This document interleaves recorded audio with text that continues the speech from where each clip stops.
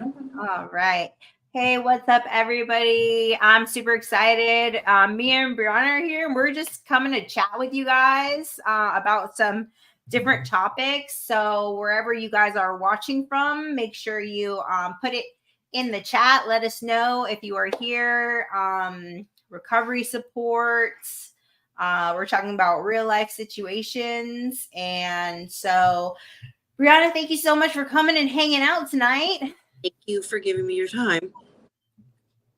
So we wanted to kind of just like come on and collab. I hadn't gotten to collaborate with her, like with just her. So, and she's got some amazing knowledge on harm reduction. We have a lot of the same views on things, especially according to like different language and things like that used in the recovery world. So I feel like you've been on the podcast so many times, but I don't really know much about you. So I'm excited to just sit down, like you said, one-on-one and talk.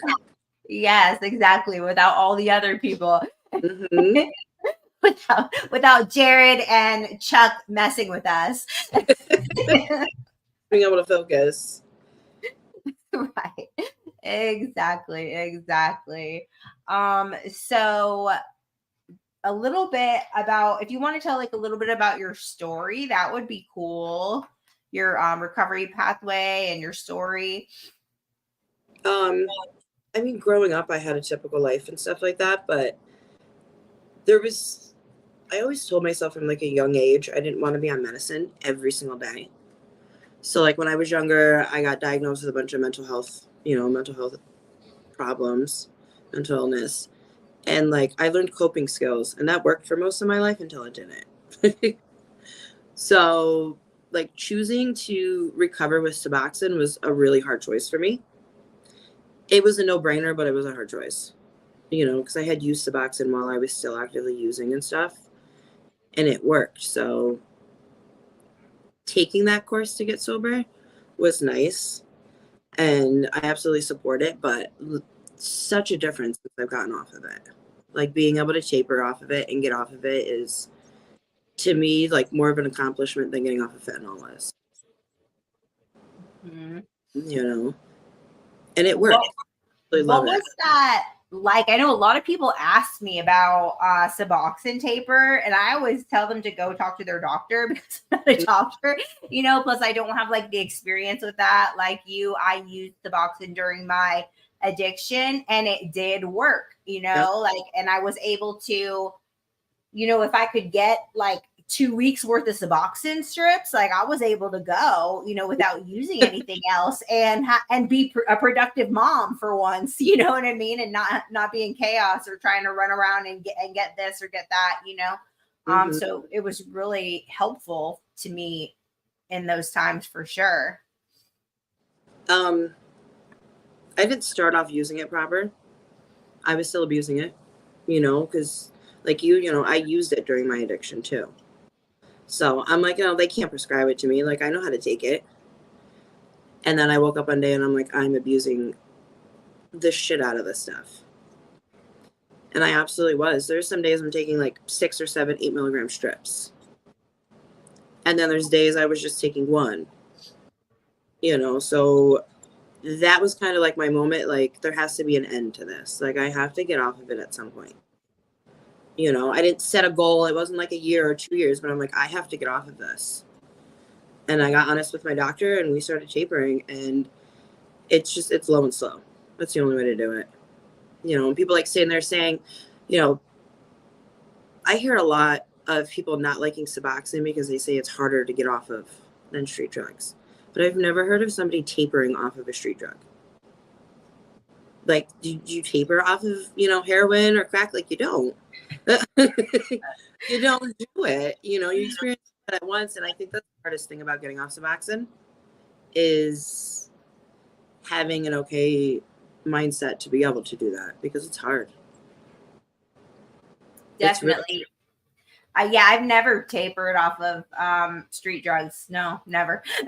it just didn't work for me. I believe maybe I tried, I would get my, pill prescription from the doctor and be like, okay, I'm going to take this many a day. And, yeah, that never happened ever.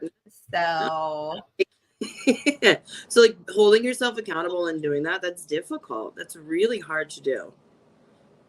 So I understand why people, stay on it. absolutely. And there,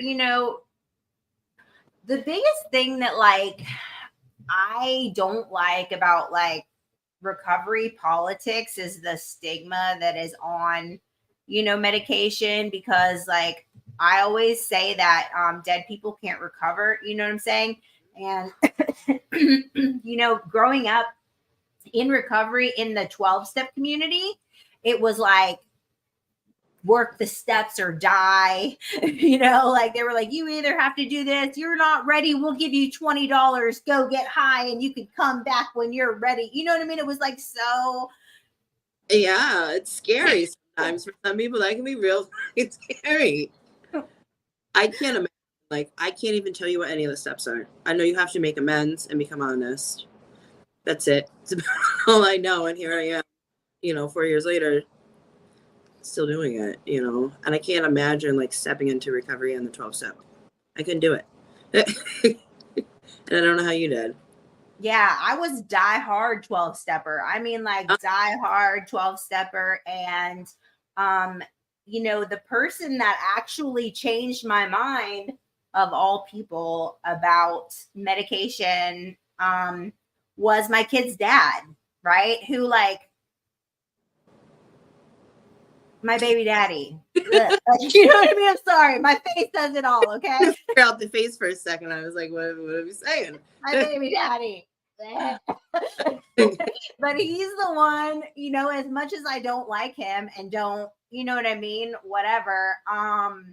He's the one that changed my mind about medication, because he, was on heroin, really, really bad mix. He used to mix, cocaine and heroin and shoot it up. You know what I'm saying? And I was like terrified for him. I mean, because he's one of these guys that's like, go big or go home. Like he doesn't mess around with like anything little. Is always to the max. You know what I mean? If he's taking acid, he's taking a quarter sheet. You know what I mean? Like so it was like, it was terrifying, you know what I mean? To think, as much as I didn't like him, I didn't want him to die. Right. And then he ended up getting on Suboxone, and I noticed something had happened, he began to pay child support.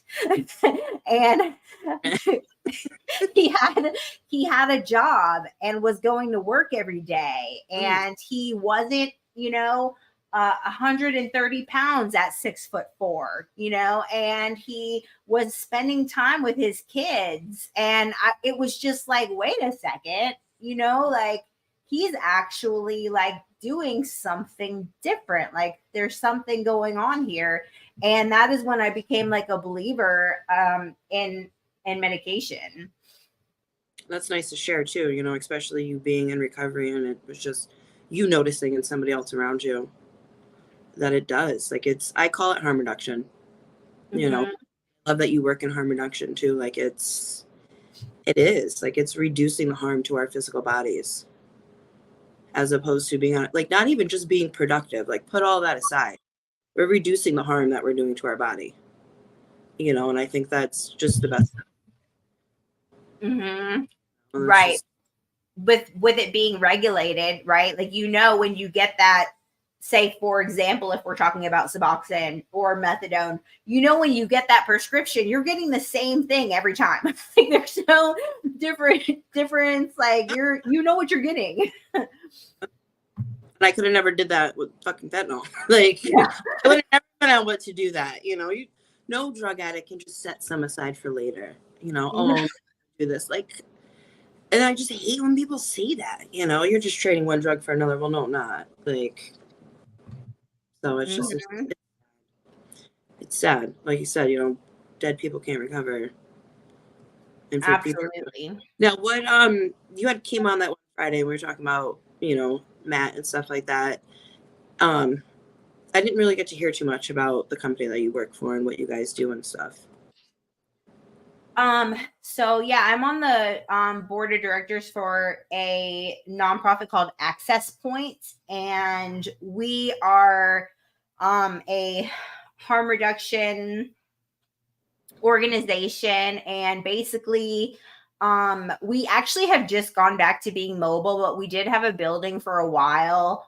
But it basically, like, we do clean kits, wound care, HIV and hepatitis treatment, of course, referring people to wherever they need to go, advocating for people like in the hospitals, people who have HIV and stuff, you know what I mean? Because it's just sad how people get treated, you know, who have HIV and hepatitis, and who are in the strongholds of addiction.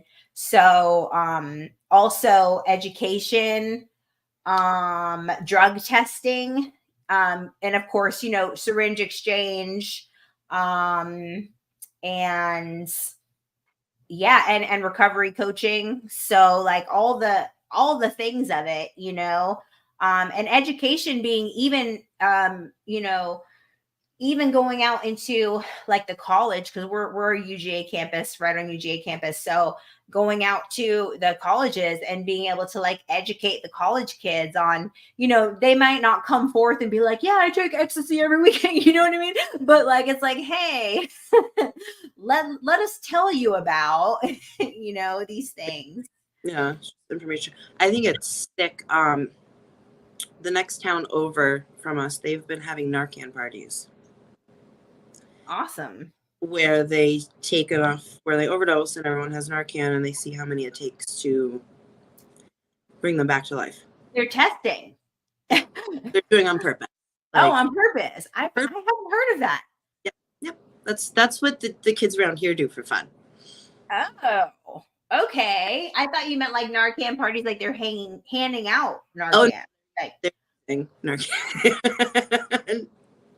Like, it's like that's so irresponsible and disgusting to me. Like, there needs to be more education like that about it, because that doesn't sound fun.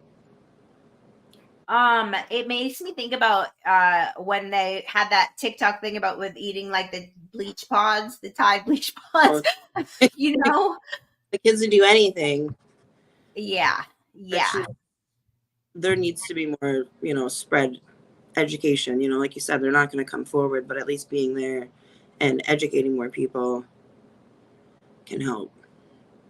Absolutely. And I mean, because we know that we have to do something different, right? Because the fentanyl crisis is just like basically taking out all of our friends, it's taking out all of our friends. Everyone. Have you heard? I was talking to the chief of police here the other day, and I live in a secluded town and stuff like that. I just heard of crocodile for the first time the other day. That is just, it floors me. The type of stuff. Have you heard of it yet? So it's codeine based. Apparently that's what it says online. It's codeine based, and the only way to do it is to inject it, and it literally eats you from the inside out. Okay, and that's not with the stuff that starts with a T. No, it's okay, something different. All by itself. Like they don't mix it with other things. Nothing. It's all by itself, and people are going and knowingly, asking for this, and it floors my mind. It just absolutely floors me, like knowing what it can do to you. That I get it. I absolutely get it. Because you know what? If I was still out there using, I might be to that point. I mean, I do remember like being one of these people. I remember like I had a very, very limited time where I got to try any kind of heroin, because back when it was heroin, this is back in like 2000, like 14, 15. Because like I just thank God, the area that I was in, I didn't have a car, and I wasn't able to get down to like Atlanta to get like the heroin supply or whatever. So what I got was basically like just kind of BS or whatever, right? So I don't even know if I've ever really done any like full scale heroin, but I do remember like hearing about people being like, if somebody had like overdosed off a batch, being like, oh, I want some of that. Like I want to get some of that. Yeah. And I get it, like I absolutely get it that that's out there because I did, I think we all did, if somebody, if they got like, they're getting to that point, like we want to try it, but I just, this war on drugs, it's not like you were talking about, it's not working because they're just bringing more stuff in. Right. They're just more worse stuff in, and it's sad. How do you feel about the like the laws that they have where, so I know personally this guy who used to sell me meth, and he actually got life in prison because he sold heroin to a girl who gave it to her girlfriend that died. I have mixed feelings about that. I absolutely do.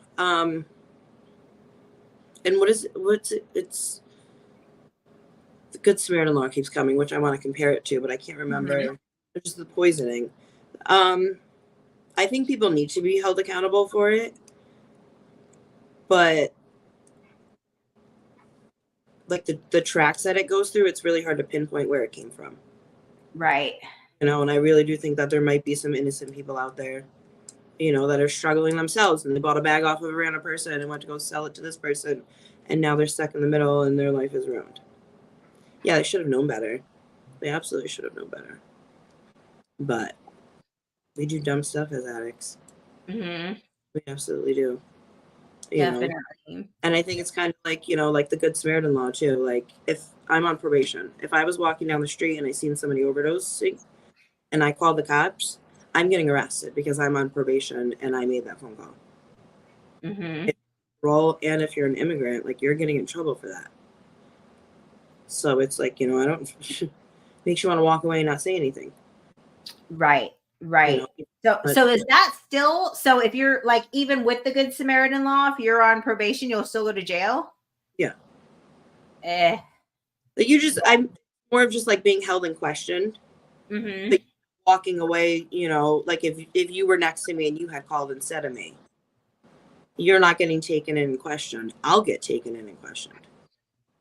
And I feel like that deters people from helping people in those situations. Yeah, definitely. It's just something else to show that they care with a bunch of loopholes to it. Right.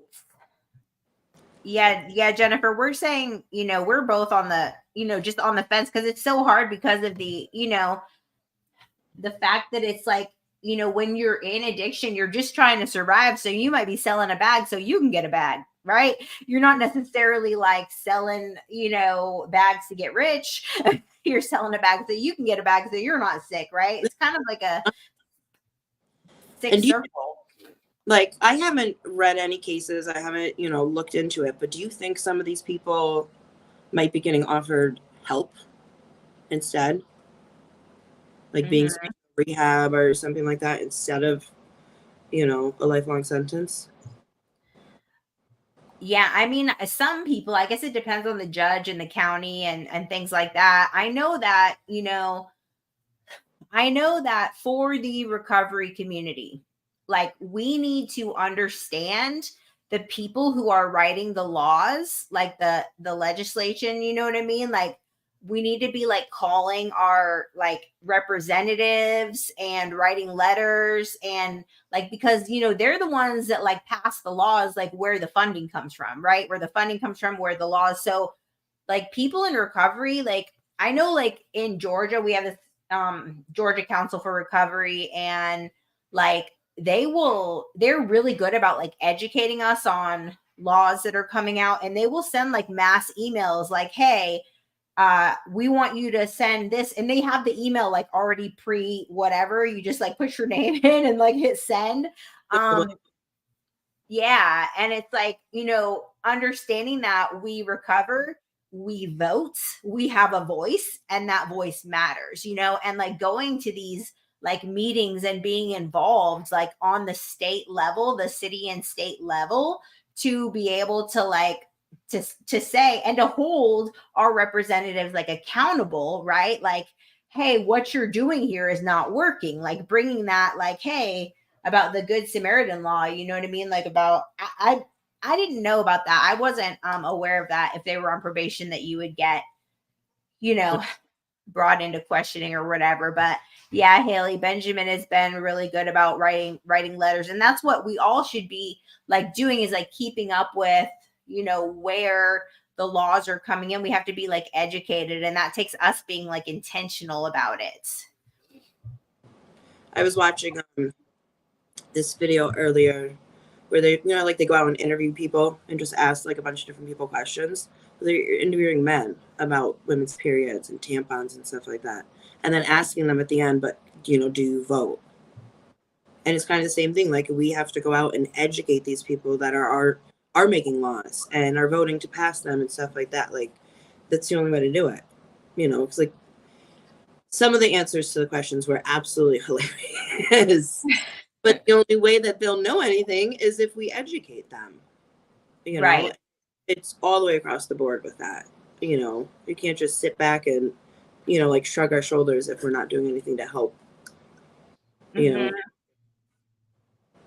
Absolutely. And I believe like recovering out loud is such a huge part of that, because we're able to go and like tell our stories to, you know, on this like government level, you know what I mean? I know that one of the news channels is doing like a big thing right now. I saw that Danny Shannon was on it, and then one of my friends over here was on it too, where they're doing like recovery and mental health stories, you know what I mean? So being willing to like recover out loud, you know, whatever that looks like. And you know, in the government level of that too is like really really important, because you know, we need to be able to show, especially if you're in one of these places that's I don't know, like it doesn't have a lot of people, very unpopulated. secluded like I am. Right, like a secluded area, right? There's probably not a lot of like resources, you know. We just had a girl, it was so sad, who died of AIDS, which is completely preventable and curable now. But because she lived in a rural area and she could not get to her appointments, and when she did go to the hospital, they treated her like she was, you know, because the, you know, disease had just taken so much, you know, from her. Um, and it was just like so sad, because it's unnecessary. It's Yeah, unnecessary. yeah. It, So I live in a rural area and I notice it, you know, and it's hard too, like access to doctors and, you know, even just for recovery, mental health, regular doctors, you know, like I'm on a 9-month wait list to see a primary. Like that's 9 months to wait for a mm, primary doctor. And even that, you know, that's not right. You mhm. know, it's not, it's absolutely not. It's kind of wild, because actually like I'm in a not a rural area at all. And I was trying to get last year, I was trying to get an appointment with a psychiatrist in the area, and there was a 6-month waiting list. Like, Yeah. that's wild. Like, and you can see the ones online, but the ones online can only do like so much for you. Like, if you need like specific medications, you have to see them in person. So it's just kind of like ridiculous. Like our medical and insurance system is so jacked up. Like, did you ever notice, like, if you go to the doctor, so like say urgent care, right? I went to urgent care and there was this girl and she didn't have insurance, and she paid $125 to go to the urgent care. That was her price, no insurance. Okay. Me, I had health insurance. Okay. It was $150 copay. I thought you that's And I have insurance, right? And I was like, well, how come she's $125? Like, well, how about I don't have insurance? They're like, no, we have, now we know you have insurance, and we have a contract with the insurance company that if you do have insurance, like we have to take your insurance. I'll be like, can I go across the street? Yeah, exactly. I'm going to the urgent care. I'll be back in 5 minutes. That's just wrecked. And I was gonna say something even about like state insurance too. It's people are like, you don't pay anything, you don't pay a copay, you don't pay for this, you don't pay for that. But we're also very limited in what we're allowed. But to have insurance and pay more than somebody that doesn't have insurance, like that's just Yeah. Like I already paid $200 a month, bro. Now you want to pay extra $25? That's bullshit. say too. So I'm working on my mental health journey. I went on meds about 2 years ago, a little while after I got off Suboxone. Like I gave myself that time. I was getting the Vivitrol shot. It's kind of like letting my life kind of settle down after being on it. And then I started working on my mental health. And a couple weeks ago was my first time without my meds, but I couldn't get in to see my doctor sooner. And she would not send over a week's worth of medicine for me. Oh, well, too bad. So sad. She would not send a week. Jared had to take me to the emergency room so I could get my medicine. Because I've been on this for 2 years. I can't just stop it. But let me tell you, when I was on Suboxone, I never went without. I never went with. If I needed something, I'd call the doctor. They'd send it over. Not once did I have an issue, but now I'm on mental health meds to, help with all that. And none of it's a controlled substance. And they're just, letting people go without their meds. And that blew my mind. It was a week. Just a week, Jamie. That's it. That's all I needed. 7 days. Yeah. And it was just, what was it, like a non-controlled, like a Antidepressant and anti-anxiety and a mood stabilizer. wow. Things too, but that's neither here nor there. But yeah, she was letting me go. And I can only imagine somebody that was on something stronger or, had been taking it for longer. My body's dependent on it. Yes. I notice when I don't, take my meds, I notice within a couple hours. But to knowingly let somebody go without any life-saving medicine, whether it be, Suboxone, methadone, Sublocade, both meds, anything. Like that's just the amount of money that they make from us. It's just sick to let them, let people go without. Yeah. And it feels like they're kind of like stigmatizing us all over again, So she said to me, she's like, well, you can't always expect instant gratification. And I was like, I am healed, okay? I am healed, lady. Like, what are you talking about? Like, and but that brought me back. Like that hurt. Like that hit home to hear that. And it just wasn't. I'm talking to people and I'm making sure, that within this company at least that won't happen again. Because there was zero reason for it. No reason whatsoever. Yeah. That sounds kind of like ridiculous to me. I don't know. I don't understand it, especially if you're not out here. It's not like you were drug seeking, Not at all. And the emergency room, in and out in 20 minutes. I didn't even leave the triage room. The doctor came out. It felt wonderful. She comes out. She's like, we don't see anything in your, anything funny in your history with this hospital. Nothing. I moved when I got sober. So there's nothing funny here, And she's like, here, I wrote you a week's worth of your medicine and sent me on my way. Like that made me feel really nice. But I even told her too, I'm like, you treated me worse than my Suboxone doctor treated me. And I'm voluntarily here. Like I'm voluntarily working on this. Like I'm not forced to be here. Right. And you guys are just going to go and do that. And to me, that a doctor can do that is just, it's life threatening. It seems abusive. Yeah. To me. And I was never treated that bad during my when I was actively using. So it's our healthcare is fucked too. Yeah.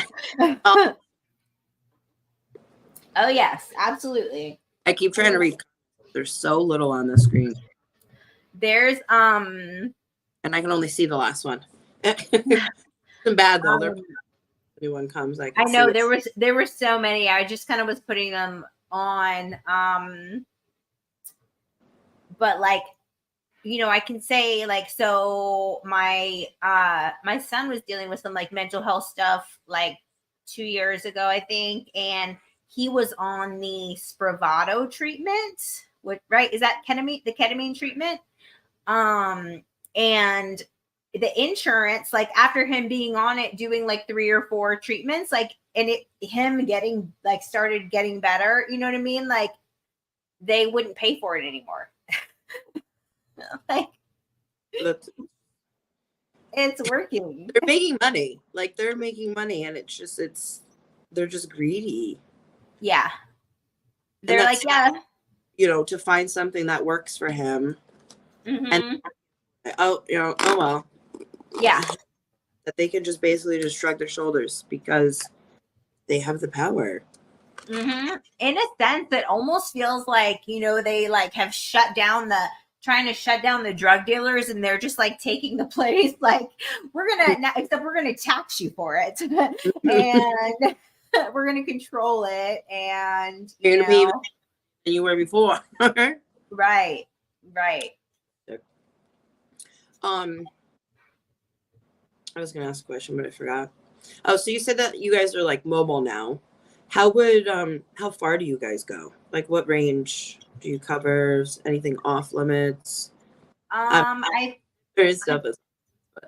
Yeah, I feel like the volunteers and the staff go out probably, I know they go Athens and probably like 20 to 30 miles, but I also know that the you know, the owner, the founder of the nonprofit, he goes, he'll go out. Like if somebody like messages him, I mean, he will, you know, do whatever he can. So, which, you know, and a lot of people don't agree with like the harm reduction. They don't understand it, especially like the clean kits, you know what I mean? Things like that. But it's like, it's the point of contact to meet someone, right? To build a relationship with someone in case, you know, you want to do something different. If you don't, we're going to love you anyway. We're going to call you by your name. We're going to treat you like a human being, you know?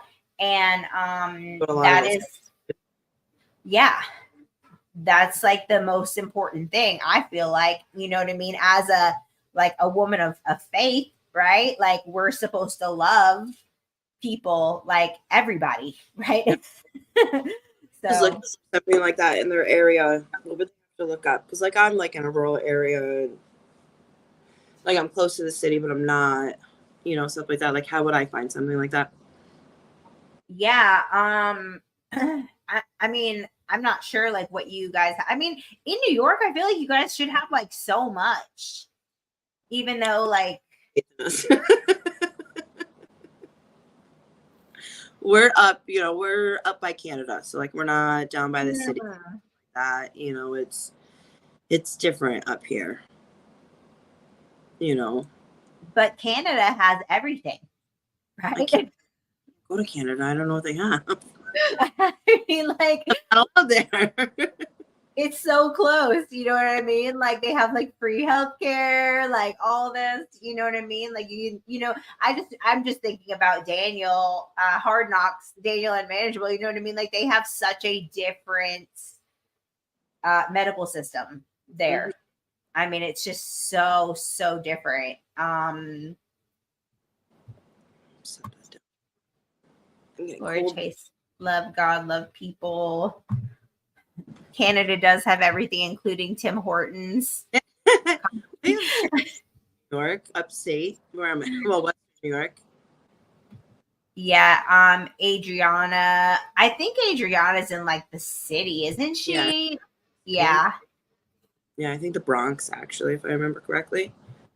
Mm-hmm. So Every 4 minutes, someone dies from drug overdose. for me specifically, you know, if there was someone in Minnesota that, you know, needed some help and wanted to look up something, you know, as far as harm reduction is, just to have somebody, you know, just look how they would go about finding that. How they would go about just finding a harm reduction agency in general. Yeah. I think they would have to call their Department of Behavioral Health And ask them. Yeah. We We had a doctor, an ER doctor, and a MAT doctor actually from California, and I sat down and got to talk to him. And he said there's I love telling people this, there's 1.3 million doctors in the United States, and only about 3,400 of them are MAT doctors that can prescribe Suboxone or methadone and stuff like that. Like, that's such a small amount. Mm-hmm. That's such a small amount. So it even shows you, too, like how high up that stigma of recovering, with a harm reduction medicine goes. Like 1.3 million doctors and only less than 4,000 go and do that. Yeah. So definitely needing like more education and things like that. And you would think with all the money they make off it, the more doctors would want to go into that field. They're the ones like that are going over into bigger things, plastic surgeons. Right. Yeah, that's insane to me. Absolutely insane. So, do you know anyone besides your husband or your baby daddy that has successfully recovered with Suboxone? Like, if you can think off the top of your head. Oh yeah, lots. But yeah, and it's Lots. just, and even like you being open to that after being like part of the 12 step, like that's amazing, because there's so many people. We sit here with Jody, from Sober Swag, and he's always, been a 12 stepper, absence-based recovery. And now with his, occupation, he went and he did a bunch of, harm reduction courses and had to get, licensed with Suboxone and stuff like that. And within no time, it absolutely, like, him getting educated on that level completely changed his views on it. And that's as simple as it is just educating people. Mm-hmm. Absolutely. Those resources and that education and stuff. And it needs to be everywhere. I want it to be everywhere. Yes. And having like we're so blessed in Georgia. Like, we have this amazing, the Georgia Council for Recovery is like so amazing. And we're like so connected, like in the whole state of Georgia. There's golly, I want to say like over like 60 recovery organizations, like in Georgia, recovery community organizations in Georgia through Georgia Council, maybe more now, because that was last time I checked was like a year or something ago. There's like 5 right here in Athens. So like they did a tour, like a bus tour, and went to all the organizations, you know what I mean? Like it's incredible, like the connectedness and like having like I call it like a hub, that like is involved with the Department of Behavioral Health, that's involved with the legislation. And that is like, and teaches people, because we as, so I'm a CARES, what we call a CARES, which is a certified addiction recovery empowerment specialist, and a certified peer specialist for addictive disease. So it's a lot of letters. So I have these like the certification, right? And basically I have to go through, I have there was a 40-hour training. Well, you have to get in, you have to apply to get in. And we've actually implemented it in some other states also, which is really cool. And like, you do this 40-hour training and it teaches you the science of addiction, the brain science of addiction. It teaches you about recovery capital. It teaches you about motivational interviewing, like how to talk to people, like in a way, and like how to share your experience without telling people what to do, right? Like teaches you like how to kind of like. Did you promote this before? Because I remember Jared like bringing it up with Bonnie and stuff like that way back when, and like I think you were like inviting people or just promoting it, letting people know, you go there outside of Georgia, right? Or yeah, just even for the education, Yeah, absolutely. It is so incredible. And do that, but if you do. Yeah, I mean, you can do it. I think they do it over like Zoom and everything now, you know what I mean? And the thing is that we promote multiple pathways of recovery, right? So like we just, my friend Richie, he is has a organization that does recovery through comedy. So he has like literally has a nonprofit that works like they have like a I think they're doing stuff with the Atlanta Comedy Hub now or whatever, and they put on shows. And it's like that is your pathway. Oh, I recovery through comedy. You know what I mean? Like it's so cool. Like whatever it is, we have one Athens Recovery Warriors, and they're through fitness. So they get together and they do these like crazy 6 a.m. workouts. You know, they're hardcore, but that is their pathway. So it's not just like, oh, it's either a 12 step or you're a Celebrate Recovery or you're a, you know what I mean? There's so much, you know, we promote multiple pathways. Like mine, when I went and applied, mine was massage. So I created a massage protocol for people in recovery. Like, hey, I'm a massage therapist and I created this massage protocol. And now I can train people. I train massage therapists on how to perform this massage protocol on people who are detoxing, on people who are in stabilization phases for you know, for mat medications. And it's just like, oh, like that's the path, that's the pathway. You know, it's like so different.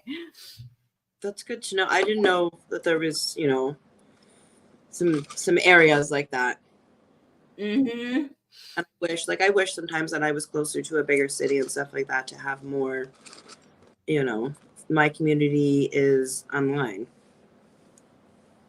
You know, Mm-hmm. that's nice to have that in-person connection too. Absolutely. And I feel like every, you know, a lot of people are like online now with everything. Do you want to address this comment right here? Because I don't have the answer to it. I keep looking at it. So the Sublocade shot is the same thing as Suboxone. So I did not go on it myself, but I do hear that a lot of people switch from Suboxone to Sublocade during their tapers because the Sublocade shot is a once a month shot. You get it every 4 weeks. It lasts from 28 to 30 days in your system. But because it slowly gets out of your system, people have have gone from Suboxone to Sublocade in the hopes that it'll be, less harsh getting off of it. I didn't do that myself. I went from Suboxone to Vivitrol, which I didn't know that you have to be off for 3 weeks. And then go on, you have to go on pill form of it and stuff like that. Like it's a process. I don't know the process between the Suboxone and the Sublocade, but I've heard people, going on it during their tapers. Mm-hmm. The replacement or sometimes, to get off. Because sometimes, some people it is easier for them to get to the doctors once a month and not have to remember to take stuff. So that's all I know about that.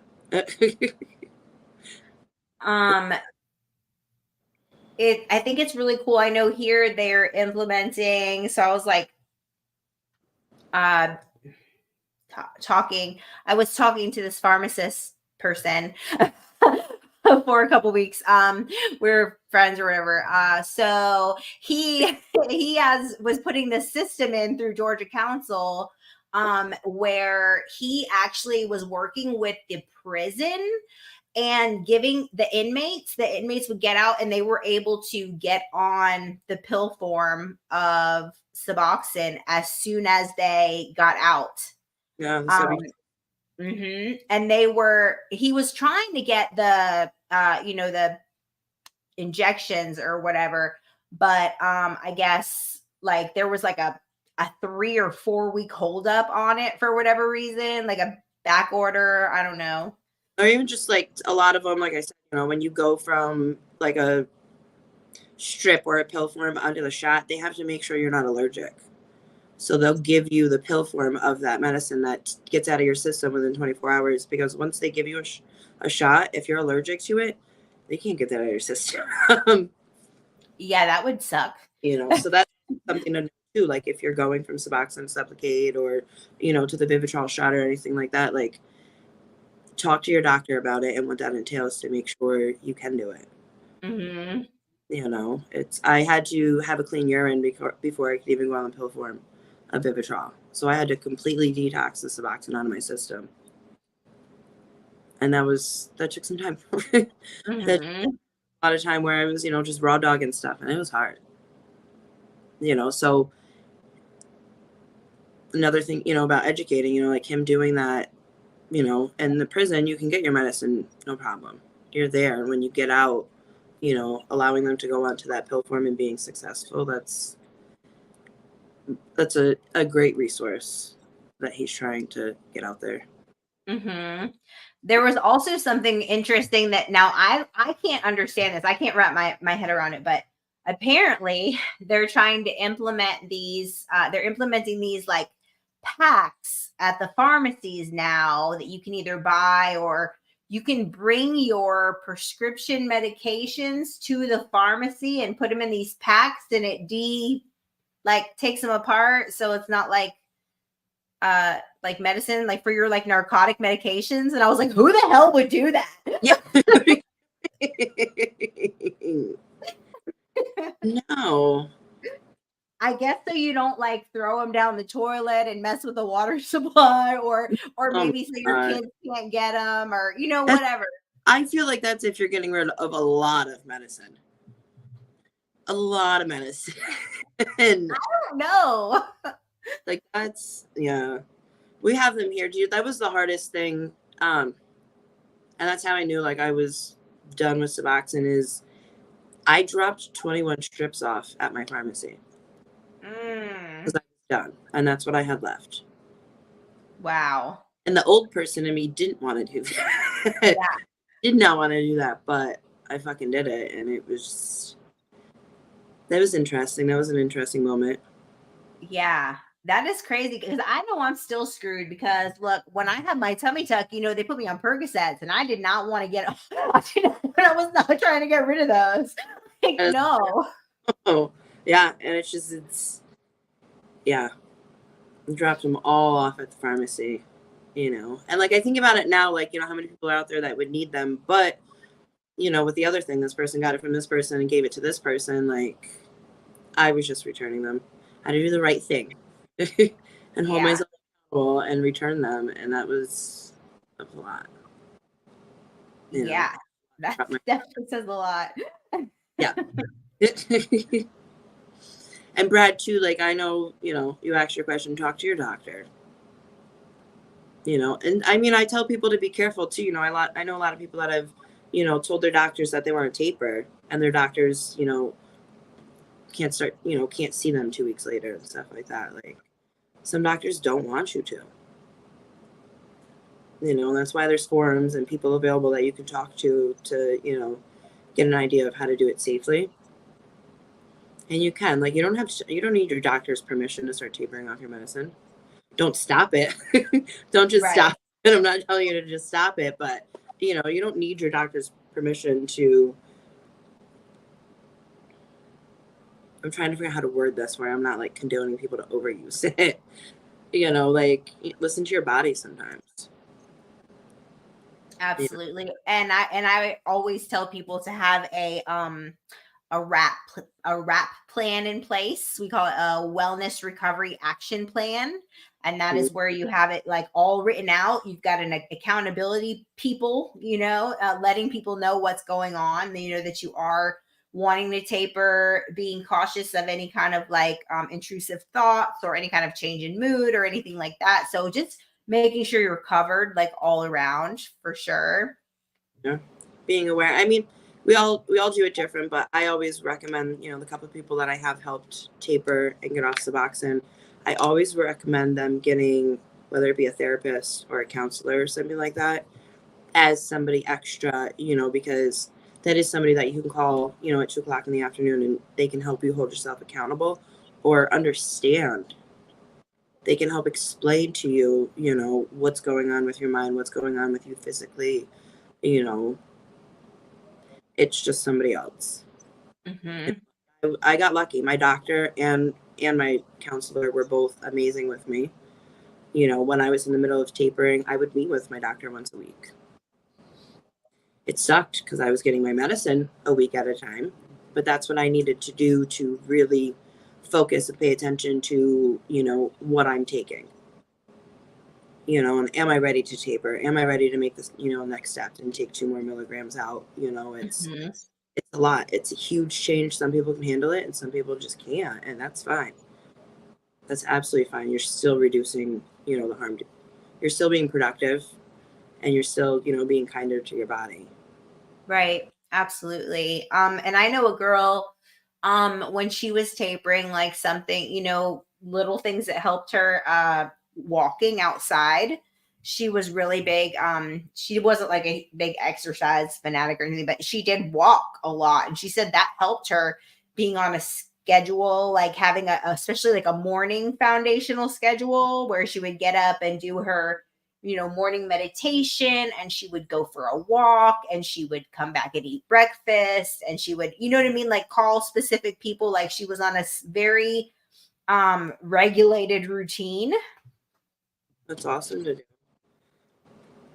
I did it. Not a lot of people probably. I worked overnights. I did overnights because I have, little ones at home, so I had to be up with them while they weren't in school. And then, they would go to the babysitters and then I would work all night. So instead of me being like tossing and turning or pacing and dealing with the restless legs and dealing with this and dealing with that, I was working all night. That was my trigger time. I'm at work, I'm keeping busy, I'm keeping my hands busy, I'm keeping my mind busy. So by the time I did make it home, I was able to, fall asleep. But you got to talk to people. You got to figure out what's right for you, because it's such a huge change in my life, just getting off of it too, like tapering. Like it was just, you can't do it. I don't recommend doing it alone. You people probably can do it alone, but why do it alone? There's so many resources out there, and just people, you can reach out to anyone at any point, anywhere, and go the other way. Sorry. Don't worry about me. Don't bother you? No, don't Okay. worry. Don't worry about me. I'm sorry. Oh! Whoa, good thing I caught. Amber said she got the Sublocade and never got sick. Yeah, and like I said before, some people, they do. Sublocade is because Suboxone has the naloxone in it, so Suboxone brings you up and down. And that's why you have to dose multiple times a day or every day. The Sublocade doesn't have that. It's the same thing. The Subutex doesn't have the naloxone. It keeps you level all the time, and a lot of people do recommend going onto the Sublocade from the Suboxone to help you be successful. But that's the other thing that I always preach to everybody. Do not get off your maintenance medicine unless you know you're going to be successful, because that's the only goal, is to stay successful and to stay sober. Right. Absolutely. Definitely. Yeah. Don't stop it just because you want to stop it, especially if your body can't do it. Like, it's not worth it. It's absolutely not worth it. And it's, it's so hard because like when we come into recovery, we learn about rigorous honesty, right? But in some cases, it's not like the whole recovery community's business what prescription medications you're on, right? It's not. It's nobody's business. But also it's like, I feel like, it's so hard because I hate when I hear people who are like, who tell me like, yeah, I'm in recovery, but I'm on, you know what I mean? And I hate that but. Like, no, there's no but. You're in recovery. That's it. End of story. Yeah, I hate that. Like, I couldn't imagine, like, and that's the other thing too, like, you know how many people are probably sitting in an AA room right now that take Suboxone or take methadone and they're scared to speak up about it? Yeah.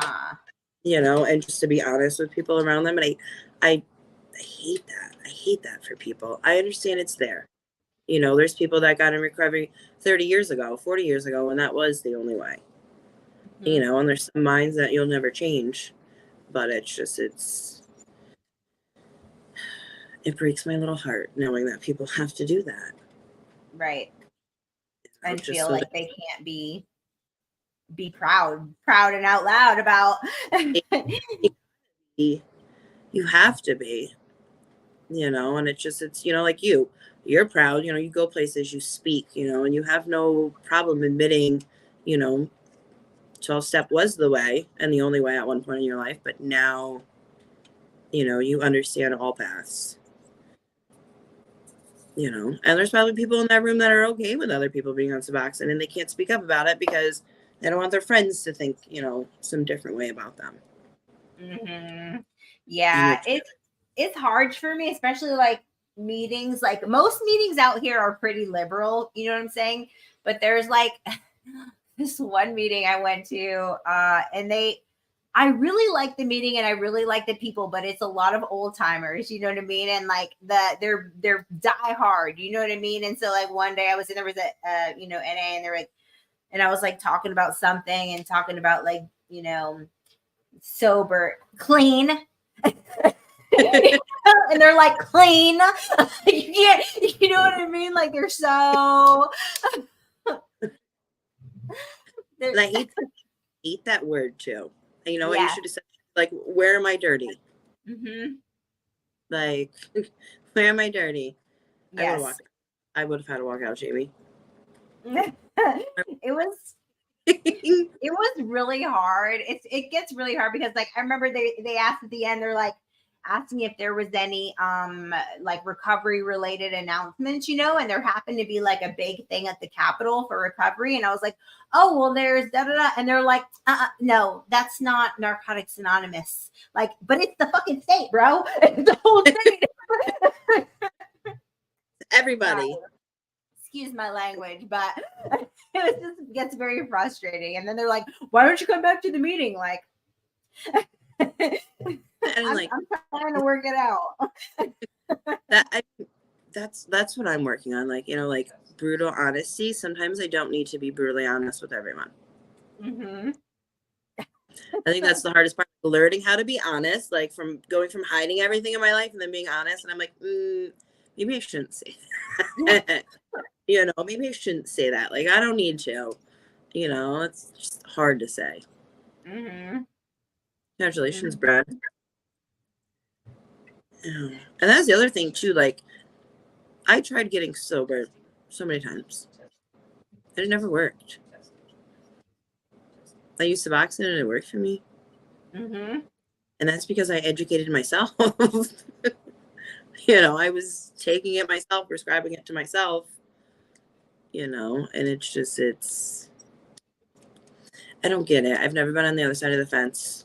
I have abused it. I've taken it right and I've gotten off of it. So I get it, but I don't get how people have that much hate. Yeah. Make others feel bad about living a better life. Mm-hmm. Like, yeah. Never. What's up, Tay? Good to see you.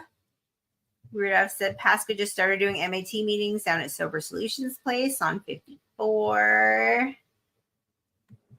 I want offices. My doctor advises I stay on them.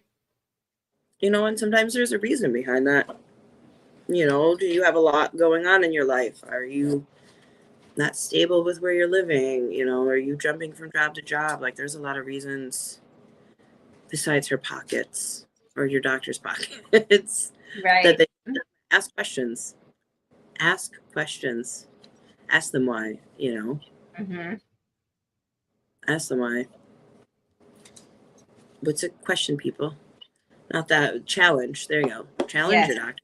Yes. Like, yes. I come up with a plan, you know what I mean? Like, well, okay, let's compromise. Like, what can we do? Where can we go to? You know what I mean? But, and also maybe look at like what your motivation is for getting off of them. Because like, I just, the worst thing is to want to get off it and then have it be, you know what I mean? The wrong choice, you know what I mean? So.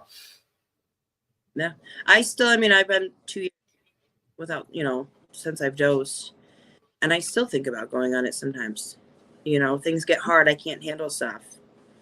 but I've learned to work through those things. But even to this long off of Suboxone, if there was ever a point where I felt myself slipping back up, or I felt like I was getting to that point, if going back on Suboxone is what would help me, then I would, without a doubt. I probably wouldn't be able to, I'd probably have to go on to a shot, something different, the Vivitrol, that's an option. But if I had to, I would definitely go back on it, before the street. So it's being so self-aware that, you can hold yourself accountable in a quiet, dark room. Mm-hmm. And that's how I don't understand how people like just detox from stuff, just straight up, get off street drugs. Like, I don't think I could ever have the power to do that. I don't think and I commend people that can do that, because I don't think I could just be like, oh, I love you so much, but I'm going to stop taking you. Right. On my own. I don't need any help. So I commend people that have done it that way, and I commend people that take MAT and hold themselves accountable and take it the right way, and are 20 years on Suboxone, 15 years taking it. Like, they're still recovering, and it's amazing. Yep. People never going on it like you and advocating for those, to be able to get on it. I don't know what he put in there. That was gross. What time is it? It is time for us to get off. Oh, I think she just clicked the button. Connect their mic cam. Well, thank you guys for hanging out with us. We enjoyed this topic and this conversation, and hopefully me and Brianna can. There she is.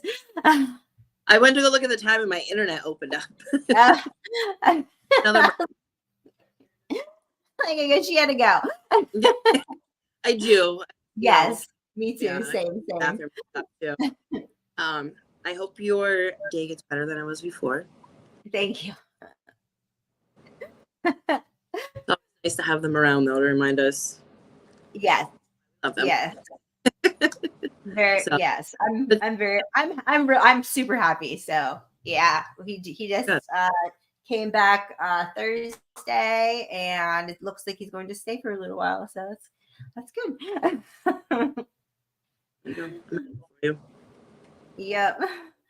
All right. Well, we will see you guys later. Thanks for hanging out with us. You guys have a great night, and we will check you guys out next time. Make sure you subscribe and share this live stream.